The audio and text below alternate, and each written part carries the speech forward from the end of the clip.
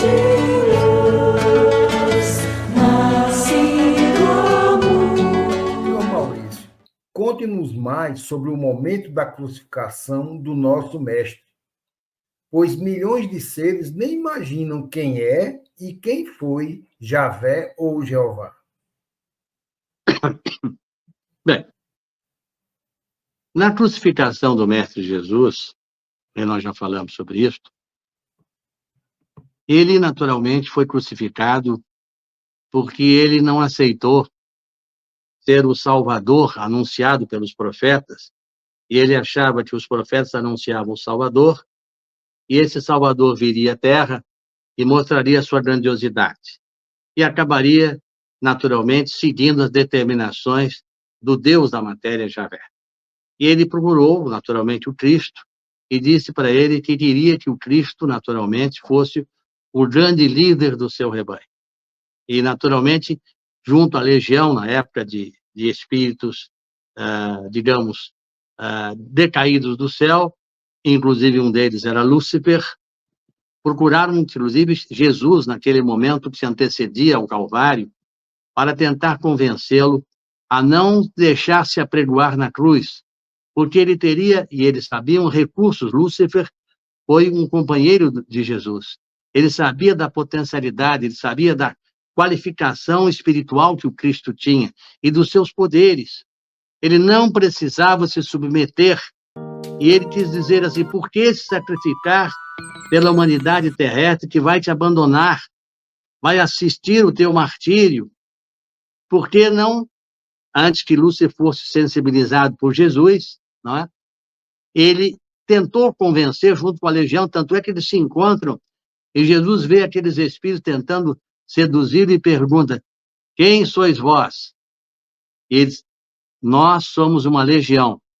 Ele não era um espírito, era uma legião de espíritos, de arcondes, de seres naturalmente de plasma, que tentavam influenciar o Cristo para que ele desistisse da sua ação. E o Cristo disse que não iria cumprir o que Javé queria, que era que ele, pela espada, matasse os seus irmãos e pudesse ser útil. Na verdade, havia um outro interesse, né? O interesse, naturalmente, de que ele pudesse ser o grande líder. E ele falou, de uma maneira muito clara, que o reino dele não era deste mundo. Ele não vinha servir a Javé, ele vinha servir ao Pai. E tanto é verdade que, naquela época, o Trimurti apresentava 3 divindades: o Brahma, Javé, ou Jeová, Shivas e Vishnu. Vishnu haveria de ser Brahma, o Criador, Shivas, o Destruidor, porque queria vir do universo invisível para destruir, porque queria, naturalmente, se aproveitar daquilo que Javé havia criado, aquele genótipo, que garantia a perpetuação através da produção da sexualidade, da reprodução. Bom, e Vishnu representava a figura da sabedoria, da justiça, que haveria de ser, mais tarde, Rockman, na manifestação judaica, e Sofia, na expressão cristã, o Salvador. E ele disse a Javé que ele não usaria a espada para matar seus irmãos, mas sim para separar o joio do trigo. E disse mais, que o reino do Pai era um reino de amor, de misericórdia, de perdão, onde existia não apenas uma morada, mas diversas moradas.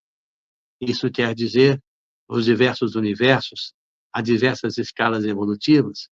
E ele, inclusive, faz, antes da crucificação, um encontro com Lúcifer, que é um encontro notável, onde ele convence Lúcifer a abandonar Javé e a ser recuperado por Jesus.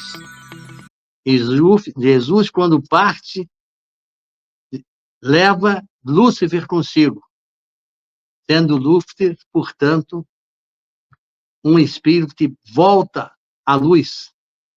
Então, na verdade, neste momento que o Cristo vai ao madeiro, ele poderia usar os seus recursos, inclusive fazer naquele momento uma coisa fantástica, ele saindo do madeiro, dirigindo-se ao céu, mas não era a época.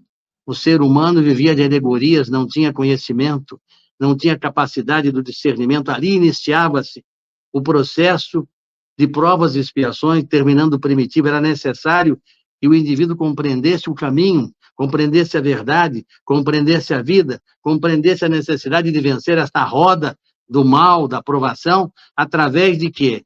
Do desenvolvimento da moral, desenvolvimento da ética. E é aí que o Cristo amado desenvolve o seu trabalho, prometendo voltar, e através desse momento, até ele voltar, ele mostra como é que escreveu, através do Apocalipse, a João, e manda os seus discípulos, que durante todo esse período de 2000 anos aqui vieram para mostrar os seus ensinamentos, para mostrar a sua exemplificação, especialmente depois que a igreja primitiva de Pedro, de João, de Tiago, se extinguiu, para dar, através de Constantino, no Concílio de Nicéia, o início do cristianismo, que mais tarde deveria se tornar a Igreja Católica Romana, nos seus 1260 anos de provas dolorosas e de atraso da evolução, constituindo o período da besta, Apocalipse,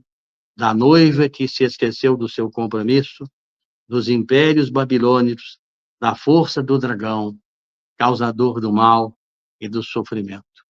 Isto tudo é, na verdade, uma síntese de tudo aquele pelo qual o Cristo veio, para mostrar que aquela não era a hora, mas que haveria uma outra hora de sua vinda, e que esta hora haveria de ser, naturalmente,